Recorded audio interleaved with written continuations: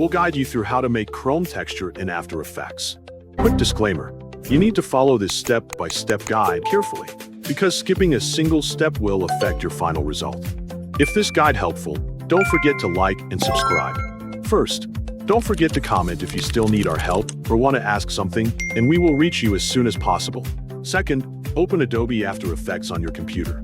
After the workspace appears, click New Project from the home screen to begin a fresh project. Create a new composition for your chrome effect and set the frame rate and duration according to your needs.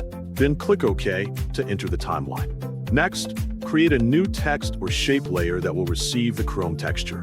After that, create a new solid layer and apply fractal noise to generate the surface details used for reflections and highlights.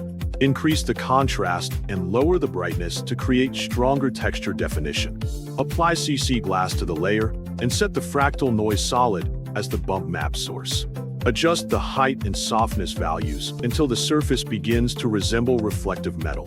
Then apply tint or gradient ramp and use silver, gray, white, and darker metallic tones to create a realistic chrome appearance. Fine-tune the gradient colors to control the highlights and reflections across the surface.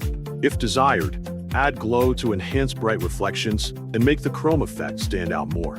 You can also experiment with different fractal noise settings to create unique metal textures. Adjusting the CC glass settings carefully can significantly improve the realism of the reflections. Try combining subtle blur with the chrome effect to create smoother highlight transitions. Small changes in color values can dramatically affect the final metallic appearance.